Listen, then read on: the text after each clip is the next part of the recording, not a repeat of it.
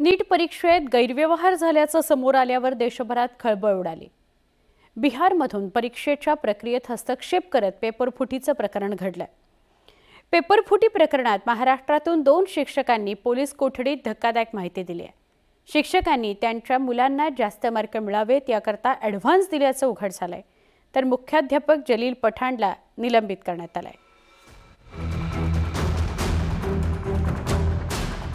नीट घोटाळ्यातील कनेक्शनच्या संशयावरून एटीएसने बीडमधील दोघांना चौकशी करता बोलावलं।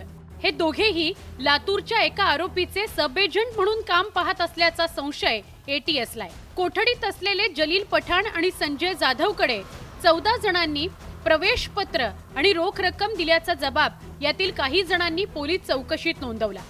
दरम्यान कोठडीत असलेला आरोपी संजय जाधव याची पोलीस कसून चौकशी करतायत। ॲडव्हान्स म्हणून प्रत्येकी 50,000 रुपये घेतले होते, पण काम न झाल्यानं त्यांना रोखीनं पैसे परत दिले अशी कबुली जाधवनं दिली आहे। दरम्यान लातूरच्या आरोपी शिक्षकांकडे ज्या 12 विद्यार्थ्यांची हॉल तिकीटं सापडली त्या विद्यार्थ्यांपैकी बीडमधील 7 विद्यार्थ्यांचे पालक शिक्षक आहेत। त्यांची मुलं लातूरला खासगी क्लासेसमध्ये नीटची तयारी करतायत। नीट परीक्षेत 550 पेक्षा जास्त गुण मिळवून देण्याचं आमिष दाखवून जलील पठाण आणि संजय जाधव यांनी आमच्याकडून 4 ते 5 लाख रुपये घेतले। विद्यार्थ्यांना तेवढे गुण मिळाले नाहीत, मात्र फसवणूक झाली असा जबाब पालकांनी दिलाय। पोलिसांनी 14 तास चौकशी करून संबंधित पालकांना सोडून दिलं। त्यांना साक्षीदार बनवण्यात येणार आहे। तर संजय जाधवनं त्याच्या खात्यावर असलेले 6 लाख भाच्याचे असल्याचं सांगितलं। त्याच्या भावाच्या कामाकरता ही रक्कम असल्याचा दावाही संजय जाधवनं केलाय।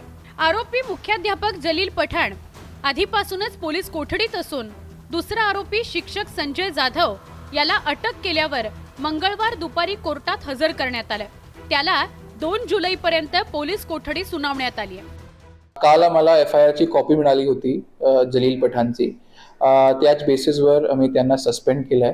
कालच त्यांचे सस्पेन्शन ऑर्डर निर्गमित झालेले आहे आणि त्याच्यानंतर आता जे दोषारोप आहे ते आता आम्ही प्रस्तावित करतोय आणि त्यांच्या विरुद्ध विभागीय चौकशी आता सुरू होणार। आणि जे डिसेबिलिटी सर्टिफिकेट बद्दल तुमचा प्रश्न होता, ते ॲक्च्युली त्यांच्या 2016चं होतं आणि ते बोगस आहे की नाही त्याच्यासाठी आम्ही संबंधित जे शासकीय अधिकारी आहेत त्यांना पत्र पाठवणार त्याची सद्यस्थितीबाबत। जर ते बोगस मिळाला तर अकॉर्डिंगली ते पण आम्ही दोषारोपमध्ये लिहिणार आणि अकॉर्डिंगली प्रस्तावित करणार। दुसरीकडे वैद्यकीय पदवी अभ्यासक्रमाच्या प्रवेशाकरता घेण्यात आलेली नीट UG 2024 या सामायिक प्रवेश परीक्षेच्या निकालावरून देशभर वादाचं लोण पसरलंय। काही पालकांनी सुप्रीम कोर्टात जनहित याचिकाही दाखल केली आहे। यंदा पात्र ठरणाऱ्यांच्या संख्येत तब्बल 2 लाखांनी वाढ झाली आहे। त्यामुळे कट ऑफ मध्ये प्रचंड वाढ झाली। उत्तीर्ण होणाऱ्यांची संख्या जास्त असल्यानं अनेक विद्यार्थ्यांचं स्वप्न भंगलंय। देशात वैद्यकीय अभ्यासक्रमाच्या उपलब्ध जागांच्या तुलनेत 600 गुणांच्या वर उत्तीर्ण होणाऱ्यांची संख्याच 1 लाखाच्या घरात आहे। त्यामुळे अनेक विद्यार्थ्यांचा हिरमोड झालाय। त्यातच महाराष्ट्रात जास्त गुण मिळवून देण्याच्या आमिषानं फसवणूकही झाली आहे। त्यामुळे परीक्षार्थींमध्ये चिंतेचं वातावरण आहे। Bureau report, news 18 Lokmat.